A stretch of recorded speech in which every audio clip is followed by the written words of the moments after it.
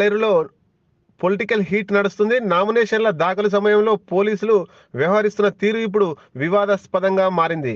ఎన్నికల కోడ్ వచ్చిన తర్వాత అందరూ అభ్యర్థులుగానే ఉంటారు. ఎవరికి ప్రత్యేక హోదాలు ఉండవు. ఈ విషయం తెలిసి కూడా ఆలేరులో పోలీసులు వ్యవహరించిన తీరు ఇప్పుడు చర్చనీయాంశంగా అయింది. ఆలేరు అసెంబ్లీ నియోజకవర్గం నుంచి బీఆర్ఎస్ పార్టీ అభ్యర్థిగా నామినేషన్ దాఖలు చేసిన గొంగిడి సునీత మహేందర్ రెడ్డి వాహనాలు రిటర్నింగ్ ఆఫీస్ గేటు వరకు అనుమతి చేశారు. నామినేషన్ వేసే అభ్యర్థుల కార్లకు అనుమతి లేదని తెలిసినా కేవలం 5 మాత్రమే అనుమతి ఉందని చెబుతూ రిటర్నింగ్ అధికారి ఆఫీసుకు 100 మీటర్ల దూరంలో వాహనాలను ఆపాలని, 100 మీటర్ల వెలుపల ఎలాంటి ప్రచారాలు గాని స్లోగన్స్ గాని చేయకూడదని నిబంధనలు ఉన్న అధికార పార్టీ నేతలు ఎన్నికల నిబంధనలను ఉల్లంఘిస్తున్న చోద్యం చూస్తున్న పోలీసులు అభ్యర్థులు నామినేషన్ వేసే రిటర్నింగ్ ఆఫీస్ పరిధిలో 144 సెక్షన్ అమలులో ఉందని ఇతర పార్టీ నేతలకు చెబుతూ మీడియాకు చెబుతూనే పోలీసులు అధికారులు ఇప్పుడు జనరల్ ఎలక్షన్ తెలంగాణ జరుగుతున్నాయి. దానికి ప్రతి క్యాండిడేట్ కూడా మరి విఎస్టీ టీం ఫాలో అవుతుంటుంది.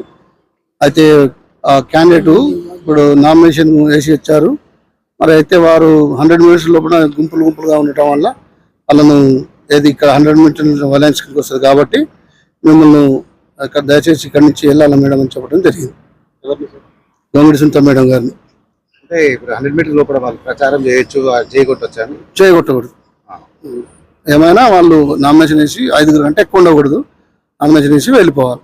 5 కంటే ఎక్కువ 100 మంది వచ్చారు కదా సార్, దానిపైన మీరు ఏమైనా చర్యలు తీసుకుంటారా? లేదు, బయటకి వచ్చింది, లోపలికి రాలే కదా. 100 మీటర్స్ లోపల ఉన్నారు కదా. అదే లోపల అక్కడికి వాళ్ళని 5 మాత్రమే లాభిస్తాం.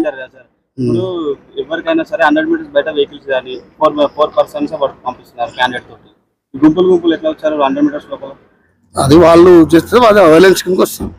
మరి వైలెన్స్ జరిగింది కదా సార్, దాని మీద మీరు ఏమైనా పై అధికారులకు ఏమైనా మేము ఇంకా మామూలుగా చెప్పేసేసి ఇట్లా ఉంటే పంపించాము ఇట్లా ఉన్నదని. అందరికి వస్తుంది, ఏ పార్టీకైనా వస్తుంది. వైలెన్స్ జరిగిందని మనం ఇప్పుడు చెప్తాము. ఇట్లా ఏది ఆర్ఓ గారికి పోయి ఇట్లా సంగతి అక్కడ ఏది మన అదేమంటారు ధరణ అయిందని అక్కడ మీ సేవా ఆఫీస్ దగ్గర ఉన్నారు. ఒక 50-60 మంది పైన వాళ్ళని పంపించాలని చెప్పేసి పంపించేసారు. అది మా ఏదైనా ఉంటే ఆర్ఓ గారికి మేము చెప్తాము. వాళ్ళు శాంతి భద్రత ఏమైనా పోలీసు విభాగం చూసుకుంటాం. అదే మేము అక్కడ ఉండొద్దని చెప్పేసాము. మా మేడం గారు మన మాట వెళ్ళిపోయాం.